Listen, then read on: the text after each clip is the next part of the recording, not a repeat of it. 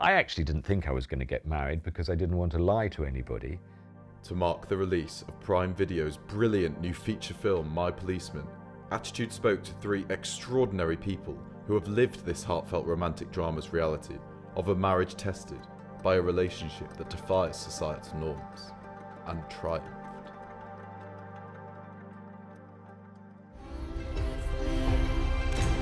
This love is all-consuming. I pity people who don't know what it feels like to be this in love. I am Ivar Alexander Michael Mountbatten. I am married to James, and Penny was my former spouse, I guess. Ivar and I met at a dinner party in London. I was very attracted to him straight away. You sort of gradually fall in love with somebody that's actually a very good friend, and she has a great sense of humour. We got on very well together. She was very helpful all round. It was a great match. We got married in a place called Clare in Suffolk, very close to Ivar's family home, and it was a hugely grand affair. I was completely overwhelmed. There were a few members of the royal family there, and I really didn't enjoy wearing a tiara. It wasn't the happiest day of my life. I really loved my wedding day. She says she didn't like it at all. I thought it was great fun, but then, you know, the whole point of having a wedding is to have fun, but I think it might have been a little bit stressful for her. I was glad when it was over. A few months after I met Ivar, we went for a walk, and he told me that he thought he'd never get married because he was attracted to men as well as women. And I immediately not only found that to be quite a good challenge, but also that was something that I accepted and wasn't really worried about at all. I told Penny before we got married that I like boys as much as I like girls. Probably wasn't being quite so truthful. If you've got a very good looking bloke naked there and a very good looking woman naked there, from my point of view, I'd probably go for the bloke. I was of that generation that you just buried it and you didn't act upon it and, you know, got on with life. I think initially Ivar kept his relationships secret, and it was quite obvious to me that he was having affairs with other people. I was extremely jealous and just had to kind of swallow it and deal with it. I realised in the last few years of our marriage that he really would be so much happier if he was being authentic. And having a secret within a family, I think, is really toxic. And as our girls were growing up, I didn't want them to pick up on any more sort of clues that their father might be gay. And in order to encourage Ivar to do that, I had to end our marriage. You know, marriage, whether to boys or girls, is never easy. What our divorce enabled me to do was be truthful. And I suppose I'm more comfortable with a boy. As the girls were growing up, and I believe our eldest daughter was 12, I noticed they were beginning to pick up on certain things that were happening. And so I really encouraged Ivar to speak to them about it. He told my eldest daughter first that he had had a relationship with a man. And it wasn't until Ivar met James and he asked me to go and meet him that I realised he'd met somebody significant.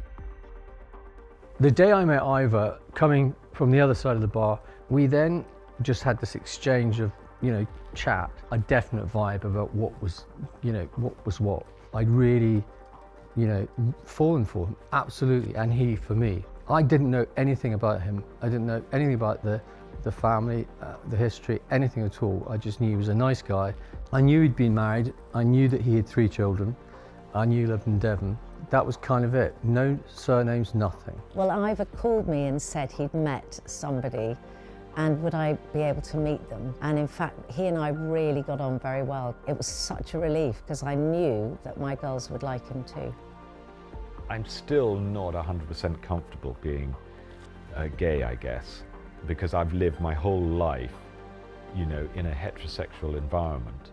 And actually you often think, particularly my generation, you go to an event and you think, ooh, what are they thinking about you rocking up with a bloke? When this story broke in the press, it was front page, and it was the Mail Online after midnight, and my phone's just started going crazy. Queen's cousin, Lord Ivar Mountbatten, is gay. that kind of attention and doing that was another a show of his feelings for me and what he wanted to do and what he wanted to tell the world about, not just about himself, but about us. And then leading on from that, we decided we wanted to get married. So he wanted to give me some sort of security in that I'm now his husband. Ivor and James's wedding was a most fantastic day, much better than Ivor's and my wedding, I've got to say. But it was just so joyful. There wasn't much formality. The morning of the wedding, and it was kind of drizzly outside, and Penny had organised a Scottish piper to come up the drive. I chose a really attractive piper to come and play outside the boys' bedroom window. So special. Penny gave Ivor away, which I think again sort of was a commitment to the solidarity of our family. The reason that I suggested that I walked Ivor down the aisle, I didn't want to be the girl in the corner that everyone was worrying about, you know, saying, are you okay? And of course, the best way to deal with things like that is to embrace it. But it was a really happy time. I loved it. I think the reason that James, Ivor and I get on so well and continue to do so is because we're all devoted to our children. So we spend Christmas together and sometimes have family holidays. We have a very modern family where I've got 3 fantastic stepdaughters, and then to have the support of Penny, and she's been the backbone of all of it. She sees this, Ivor and I, for what it is, that we truly love each other, we're going to spend our lives together, and that the only way forward is for us all to be one happy family.